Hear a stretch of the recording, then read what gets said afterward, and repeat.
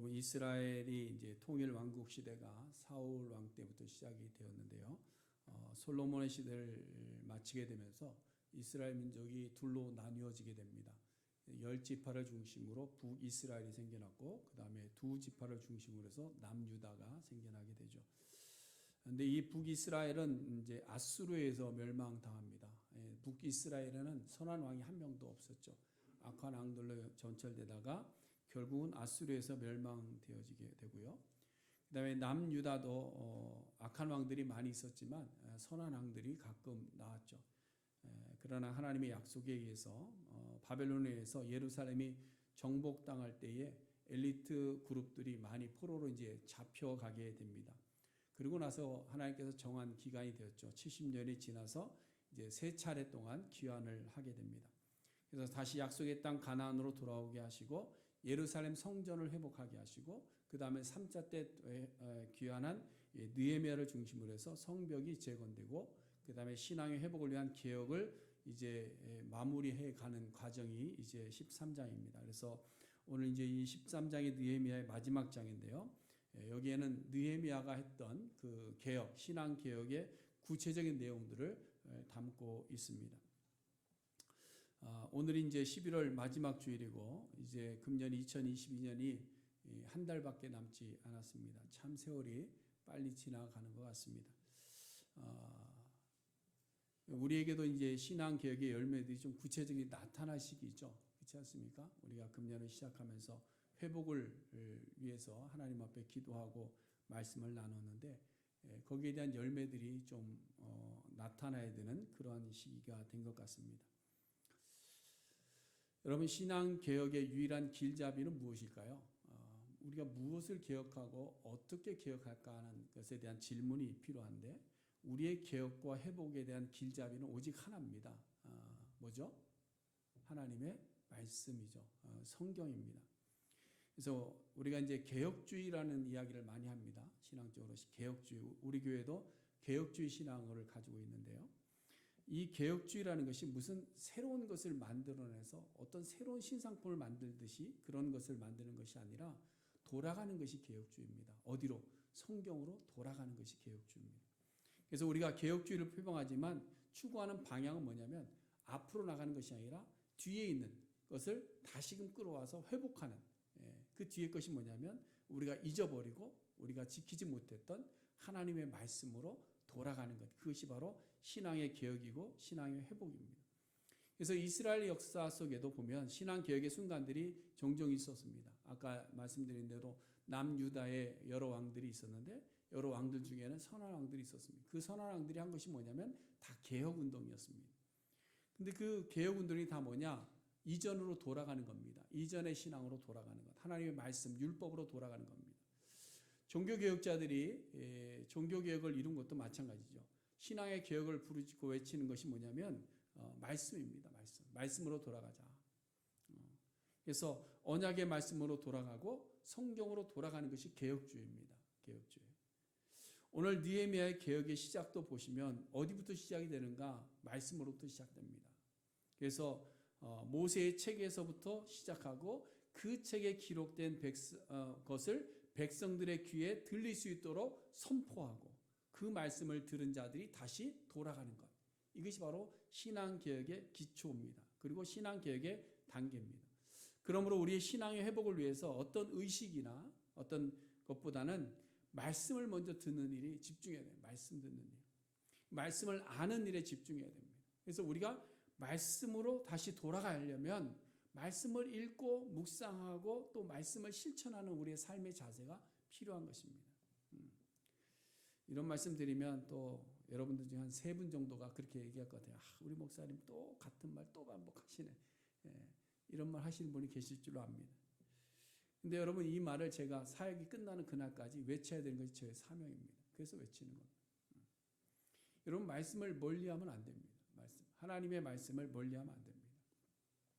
하나님의 말씀을 읽는 것이 어렵다고 해서 포기해서도 안 됩니다.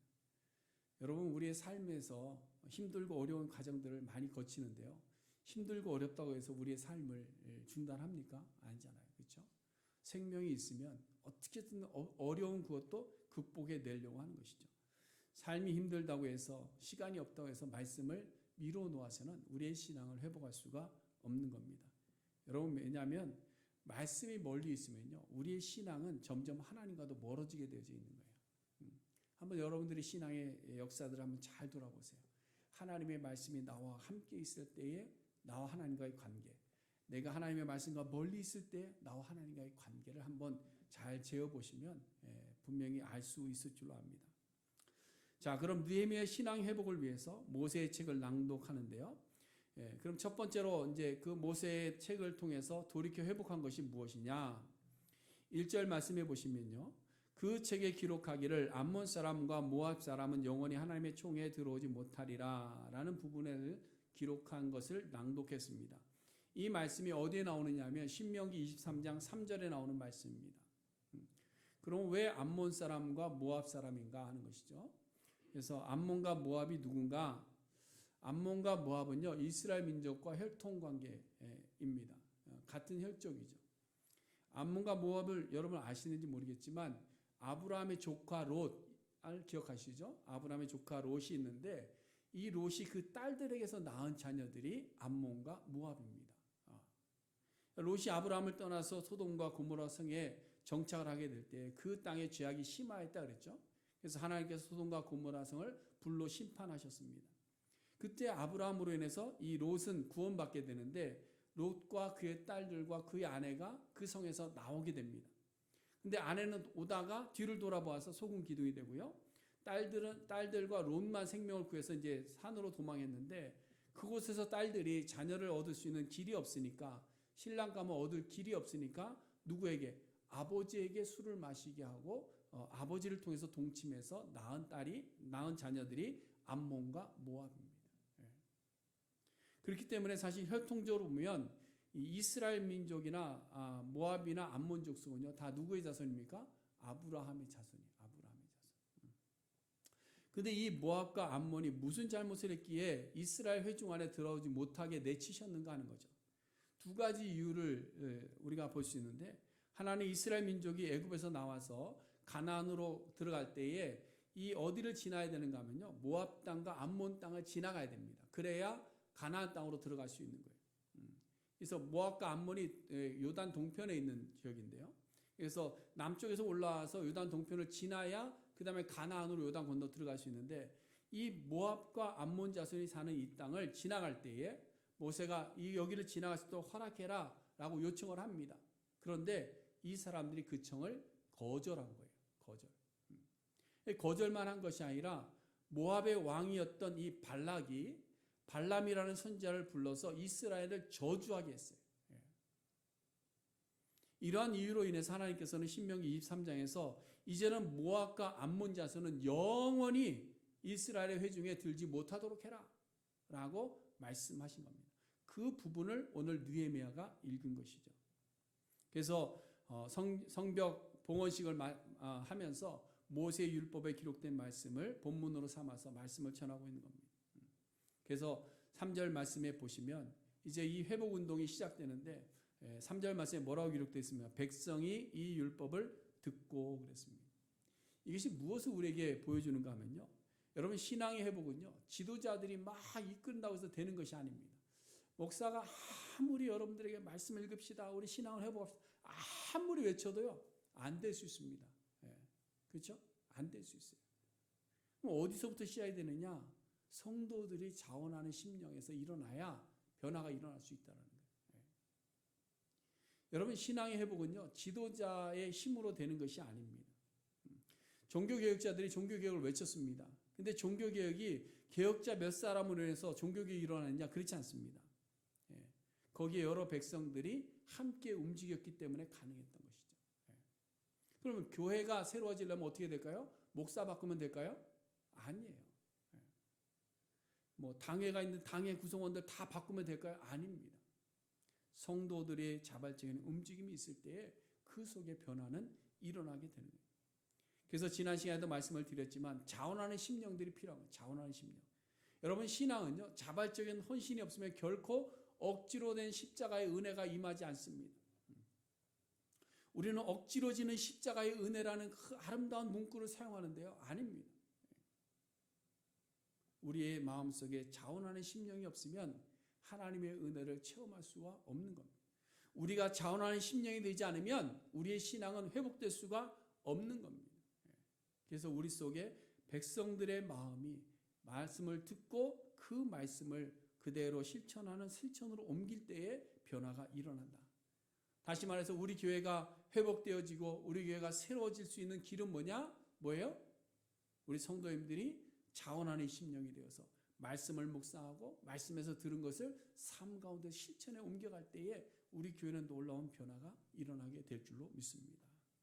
여러분, 포로 생활에서 돌아온 백성들이 성벽만 세운 것이 아닙니다. 신앙의 회복에 대한 열망이 있었습니다. 우리의 잃어버린 신앙을 회복하자.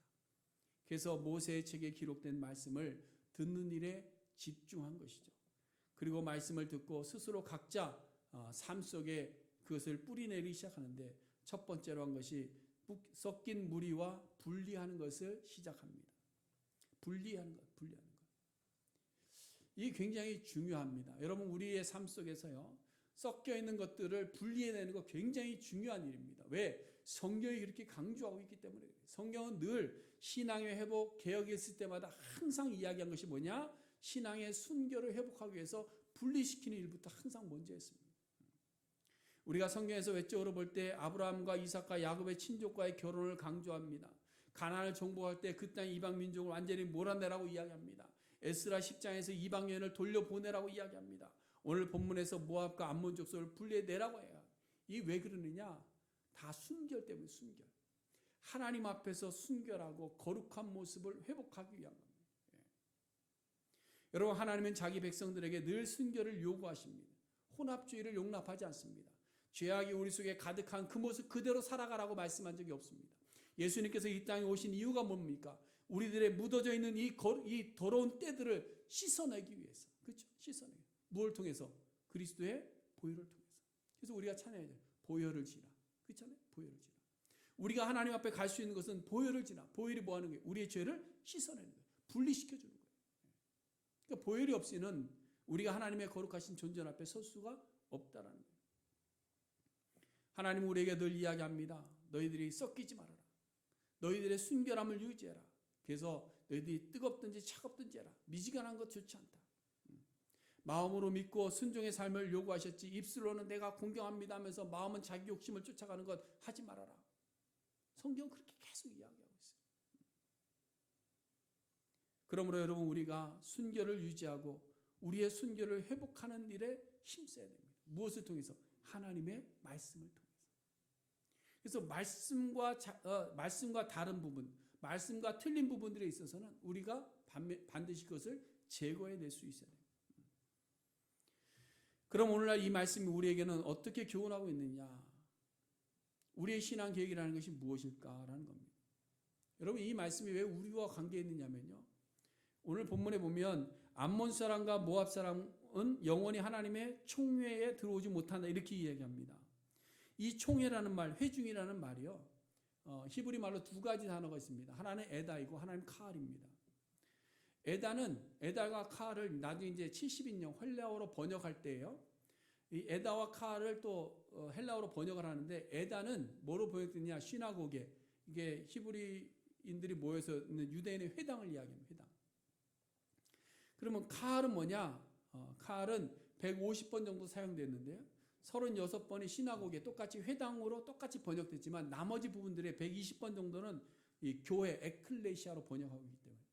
그러니까 하나님의 총회에 들어오지 못하고 하나님 총회에서 분리시켜야 되는 것이 있다라는 것을 우리에게 이야기하는 것은 뭐냐? 교회 안에 분리시켜야 될 것이 있다는 것을 오늘 모압과 암몬을 통해서 우리에게 교훈하고 있다는 거예요. 그래서 이 말씀이 우리에게 필요한 말씀입니다. 자, 그렇다면 회중에 들지 못하게 하신 모압과 암몬의 죄가 무엇이었는가? 그래서 좀 우리에게 구체적으로 생각해 보면 이런 겁니다. 그것은 바로 모압과 암몬이 이스라엘을 영접하지 않았다. 오늘 본문에 그렇게 나오잖아요. 2절 말씀 보시면 이는 그들이 양식과 물로 이스라엘 자손을 영접하지 아니했다. 여러분, 이것이 직접적인 이유입니다. 그렇다면 오늘날 교회 안에서 뭘까요? 신앙 회복을 위해서 우리가 분리해야 될 것이 무엇인가? 그것은 바로 우리가 떼어내는 것이 아니라 우리 안에 영접함이 없다라는 거예요. 그러니까 분리가 안 되는 겁니다. 우리의 외식주의가 분리가 안 되는 이유는 뭐냐? 영접함이 없기 때문에. 누구를? 예수 그리스도를. 우리가 막 무엇을 떼어내려고 애쓰는 것이 아니라 우리가 예수 그리스도를 영접하면 떨어져 나가는 것이 있는데 우리가 예수 그리스도를 영접하지 않으니까 여전히 우리의 삶은 외식적인 삶을 살아갈 수밖에 없다라는 거예요.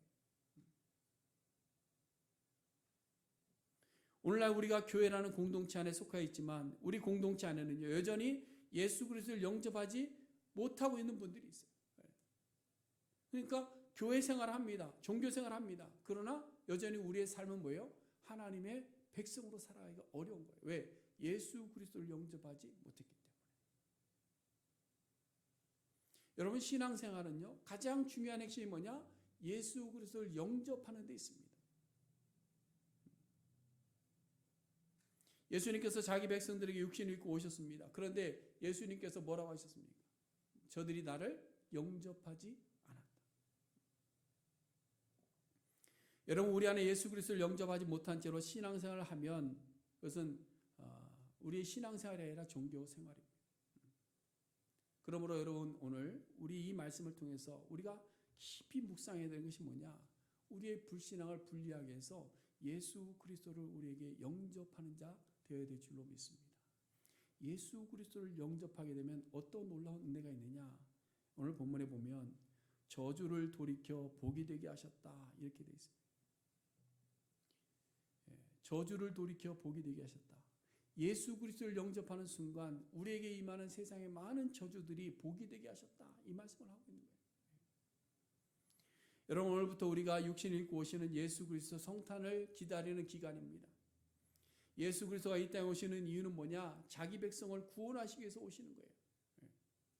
근데 누가 그 구원에 임할 수 있느냐? 그분을 영접하는 자들이 구원을 받는다 말씀하고 있는 거죠. 그러므로 우리가 마음의 불신을 버리고 예수 그리스도를 영접하게 될 때 우리는 구원의 복을 받아 누리는 신앙의 회복을 반드시 이루게 될 줄로 믿습니다. 여러분 암몬과 모압 사람들처럼 영접하지 않는 자들은 하나님 나라에 들어갈 수가 없습니다. 성경은 우리에게 분명하게 이야기합니다. 영접하는 자, 곧 그 이름을 믿는 자들에게는 하나님의 자녀가 되는 권세를 주겠다 말씀하고 있습니다. 여러분 우리가 예수 그리스도를 영접하는 것이 불신을 분리하는 것과 동일한 겁니다. 섞인 무리를 분리하는 겁니다. 우리 속에 섞여지는 죄를 분리해내는 것은 다른 것이 아니라 예수 그리스도를 영접할 때 가능한 거예요. 오늘 우리 안에 아직도 예수 그리스도에 대한 확신이 없이 주저하고 계시는 분이 있다고 한다면 육신을 입고 오시는 그 예수 그리스도가 하나님이심을 분명히 믿고 그 하나님이 나를 구원하실 분임을 분명히 믿고 그분을 마음으로 영접할 수 있기를 바랍니다. 그러면 우리에게 임한 저주가 복으로 바뀌게 됩니다. 이미 교회에 출석했다고 해서 우리가 다 예수 그리스도를 영접한 것이 아닙니다. 교회에 나오는 것과 영접하는 것은 다른 겁니다. 우리가 교회 나온 지가 얼마인데 지금도 그런 얘기 하십니까? 아니요. 아직도 이 얘기가 필요합니다. 내가 교회에서 무슨 직분을 가지고 얼마나 봉사했는데 이런 말씀 또 하시면 아니요. 필요합니다. 우리가 성탄을 기다리면서 오시는 예수 그리스도가 나의 주인이 되어 있는지 점검해 봐야 돼요. 우리가 크리스마스 성탄절에 선물 준비하고 파티 준비하는 것도 중요하지만 그 예수가 나의 주인으로 오시는지를 점검해 볼 수 있어야 될 줄로 믿습니다. 그 주님이 내 마음속에 영접되어질 때에 우리는 성탄에 큰 기쁨들이 있게 됩니다. 그 다음 두 번째로 느헤미야는 성전 안에 자리하고 있는 세속적인 욕심들을 내어버리는 개혁을 단행했습니다. 여러분 느헤미야가 예루살렘으로 돌아온 때 그러니까 3차 포로 귀환할 때가 아닥사스다 왕 20년 되는 해였습니다. 아닥사스다 왕의 술 맡은 고위직 관원이었던 이 느헤미야가 아닥사스다 왕의 명령을 듣고 예루살렘 성벽의 재건과 신앙개혁의 사명을 가지고 예루살렘으로 돌아옵니다. 그리고 예루살렘에 돌아와서 12년 동안 머물면서 성벽을 재건했고 신앙개혁 운동을 하다가 다시 페르시아로 돌아가게 되죠. 그러고 나서 어느 정도 시간이 지나서 이번에는 느헤미야가 직접 요청합니다. 이번에는 명령을 받고 가는 것이 아니라 느헤미야가 요청해서 제가 예루살렘 좀 잠시 다녀오기를 원합니다. 말미를 얻습니다. 그리고 나서 예루살렘에 돌아왔는데 예루살렘에 돌아와 보니까 이러한 일들이 벌어지고 있는 것이에요. 그게 뭐냐? 예루살렘 성전에 엘리야십이 도비아를 위한 방을 만들어 준 겁니다. 여러분, 예루살렘 성전은요, 세 가지가 있습니다. 솔로몬이 지었던 성전이 있고요. 그 성전이 바벨론에게 무너지고요. 그 다음에 스룹바벨, 포로 귀한 자들이 세운 성전이 있고요. 그 다음에 예수님 때 헤롯이 유대인들의 마음을 얻기 위해서 지은 성전이 세 가지 종류가 있습니다. 근데 성전이 무너지고 또 재건이 되지만 성전의 구조와 규모는 좀 차이가 있어요. 근데 구조는 거의 비슷합니다. 성전의 구조를 보면 크게 다른 것이 없고요. 간단한데 지성소와 제단이 있고 그 다음에 뜰이 3개가 있습니다. 이스라엘의 뜰이 있고 여인들의 뜰이 있고 이방인의 뜰이 있습니다. 그 뜰이 있고 그 주변으로 이제 부대 시설 여러 가지 방들이 이렇게 있는데요. 여러 방들에는 숙소도 있고 그 다음에 창고들도 있습니다. 그래서 성전의 책임자들을 맡은 제사장들이 이제 이 성전의 골방들을 맡아서 일을 봅니다. 제사장들이. 그래서 이 골방의 책임을 맡은 제사장이 그 당시에 바로 이 엘리야십이었습니다. 근데 이 엘리야십이 여러분 좀 혼동돼서는 안 되는데요. 성경에 엘리야십이라는 이름이 여러 명 나옵니다. 여러 명. 우리가 성경을 읽으면서 이해되지 않는 부분 중에 하나가 그거잖아요. 똑같은 이름이 나오는데 뭐 여기도 나오고 저기도 막 나오는 거잖아요. 그렇죠? 근데 엘리야십이 대충 보면 솔로몬의 자손 중에 엘리야십이 있고요. 왕손이죠. 그 다음에 대제사장 그룹에도 엘리야십이 있습니다. 아론의 자손에 나오는. 그 다음에 제사장 중에도 심지어 노래하는 자들 속에도 엘리야십이 있습니다. 엘리야십이.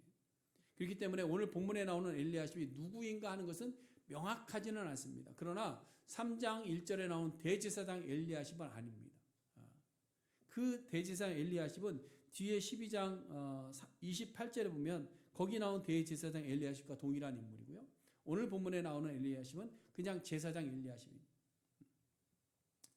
근데 어찌되었던 이 대제사장 엘리야십과 제사장 엘리야십 둘 다 보면 하나님 앞에 죄를 범합니다. 나중에 또 보겠지만 둘 다 하나님 앞에 죄를 범하는 인물들이에요. 대제사장 엘리야십은요, 당시 성벽 재건할 때에 가장 앞장섰던 사람이 이 대제사장 엘리야십입니다. 근데 가장 앞장서서 성벽을 재건했는데 나중에 어떻게 되느냐? 성벽 재건을 방해했던 그 산발락과 사돈 관계를 맺습니다. 이렇게 타락하게 돼요. 그 다음에 이 제사장 엘리야십도 마찬가지입니다. 이 제사장 엘리야십도 또 다른 반대자가 있었죠. 산발락 말고 도비아라는 사람이 있었는데 이 도비아와 연락을 주고받았던 그런 관계를 맺고 있었어요. 자기들을 반대했던 사람인데 연락을 주고받았다. 이 말은 뭐냐면 그들과 친밀한 관계를 맺었다라는 거예요. 도비아와. 그래서 결국에는 모든 것이 안정되고 성벽이 완성된 이후에 도비아에게 특혜를 제공하는 겁니다. 그럼 이 도비아는 어떤 사람이냐? 도비아도 좀 알아야 되는데요. 도비아도 여러 사람이 있어요. 역대하 17장에 보면 레위 사람 중에 도비아가 있었고요. 에스라 2장에 보면 포로 귀환하는 사람들 중에도 도비아라는 사람이 있습니다. 근데 오늘 본문에 나오는 도비아는 그런 사람들과는 다릅니다. 느헤미야 2장에 나오는 암몬 사람입니다. 암몬 족속이 앞에서 말씀드렸잖아요. 암몬과 모압 족속 중에 나오는 그 혈통 중에 나오는 도비아입니다. 이 도비아가 호론 사람 산발락과 함께 성벽 재건의 과정에서 반기를 들어서 이스라엘 민족을 무력으로 방해했던 사람이 도비아입니다. 그러니까 이스라엘 민족의 입장에서 보면 원수 같은 존재죠. 그렇죠? 근데 또 이 도비아가 얼마나 머리가 빠르게 돌아갔는가 하면요. 무력으로 막 방해도 안 되니까 이제는 유화 정책을 쓰는 거예요. 그래서 우리가 좀 만나서 화해하자라고 4번씩이나 편지를 쓰고 5번씩 편지를 씁니다. 그래서 만나자라고 유화 정책을 씁니다. 근데 그 이유는 뭐냐면 죽여야 되겠다라는 거예요. 지도자를 죽이려고. 느헤미야를 죽이려고 유화 정책을 썼던 사람이 이 도비아입니다. 근데 이것도 안 되니까 이제는 유다 지파의 유력한 지도자급, 족장급 되는 사람들에게 뇌물을 줍니다. 뇌물을 줘서 느헤미야를 협박했던 인물이 바로 도비아입니다. 그러니까 도비아가 12년 동안 느헤미야가 예루살렘에서 사역하는 동안에 이 도비아는 눈에 가시 같은 존재였죠. 그렇기 때문에 이 느헤미야는 도비아에 대한 감정이 좋지 않았습니다. 이 도비아를 비롯한 대적들의 소행을 알고 있어요. 그래서 하나님 앞에 기도합니다. 기도하기를 이들의 소행을 기억해달라고 기도해요. 여러분 느헤미야 6장 보면 그렇게 나옵니다. 그 느헤미야가 기도한 내용들이 6장 14절에 보면 그렇게 나와요. 근데 이런 도비아에게 지금 제사장이라는 사람이 자기 성전 안에 방을 제공하고, 근데 그거 제공할 때도 그냥 남는 방을 준 것이 아니고요. 방 여러 개를 터가지고 하나로 만들어서 도비아에게 마음에 흡족할 만큼의 방을 만들어 주었다는 거예요.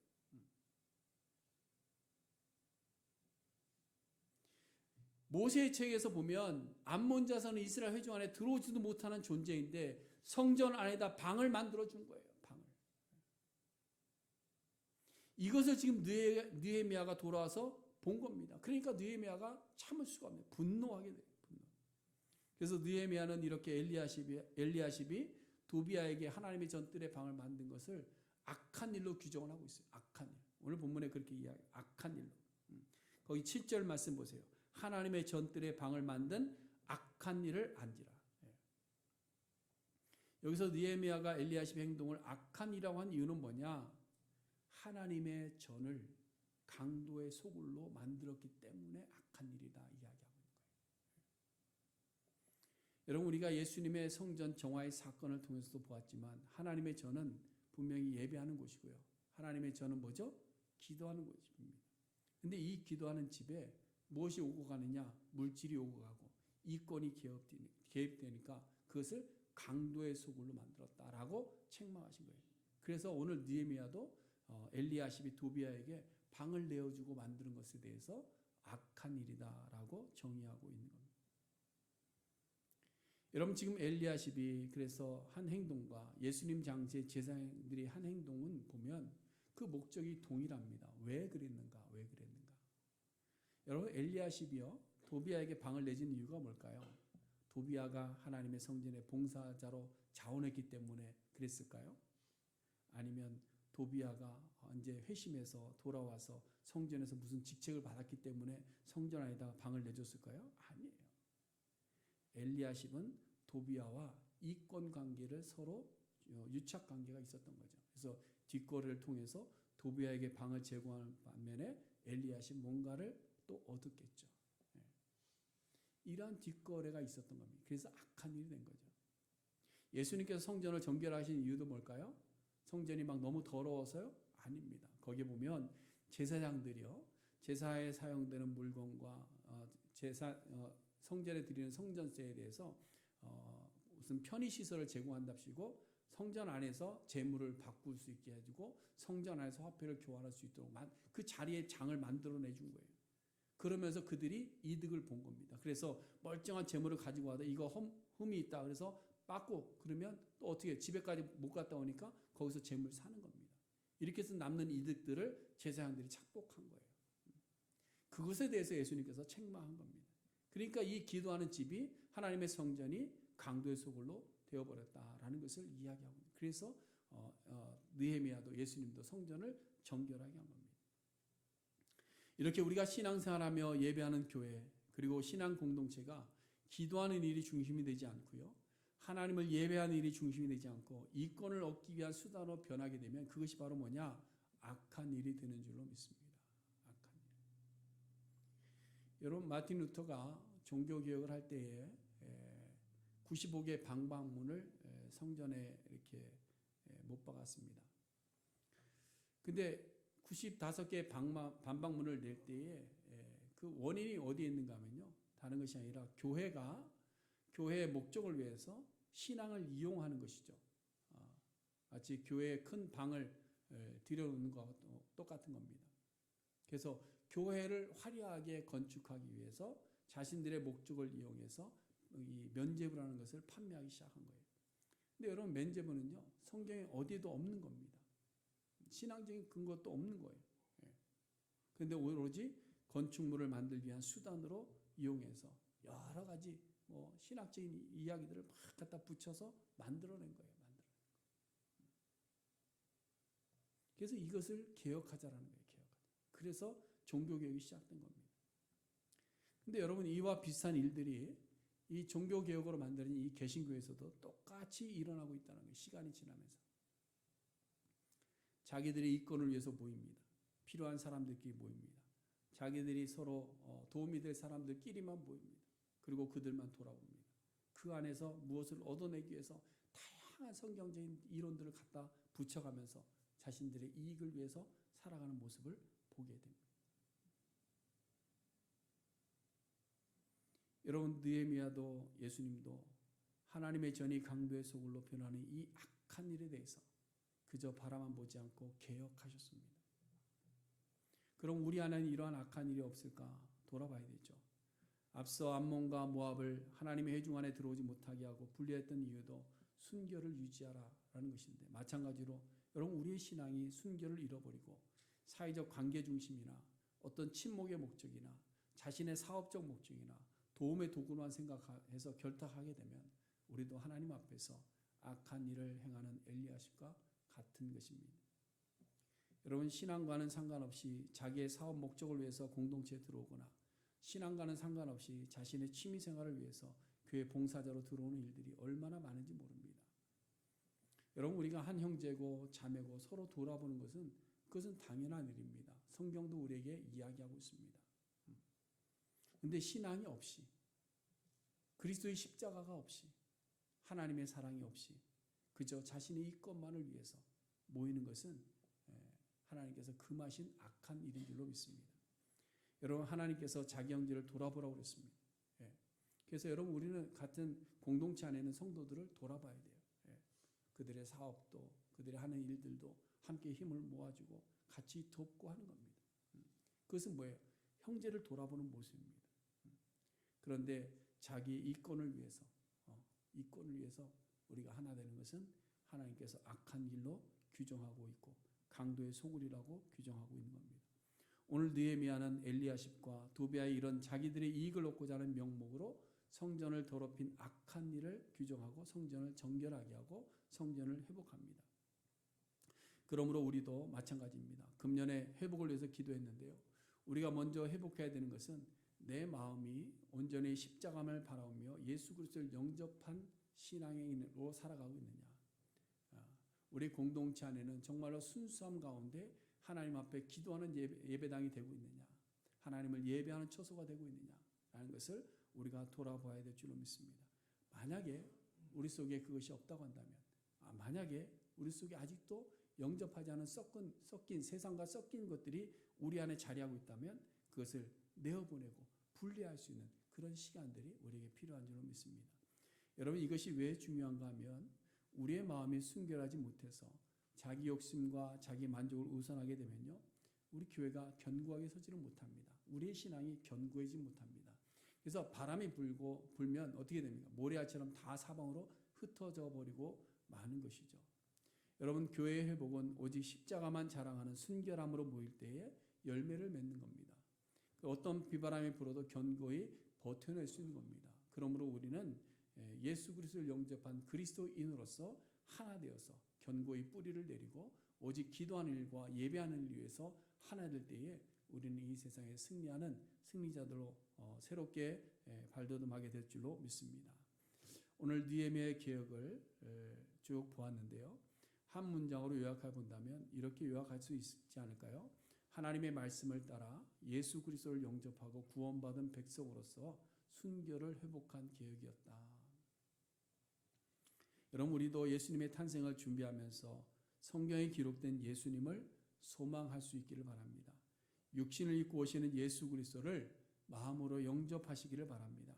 우리의 마음에 그 어느 육체적인 만족을 위한 부분이 없도록 우리의 신앙의 회복을 이루어가는 우리 성도님들 될 수 있기를 간절히 바랍니다. 그래서 우리의 신앙이 다시금 회복되어지고 우리의 믿음의 삶이 새롭게 회복되어지는, 그래서 개혁을 이루어낼 수 있는 우리 모두가 될 수 있기를 주님의 이름으로 간절히 축원해 드립니다. 기도하겠습니다.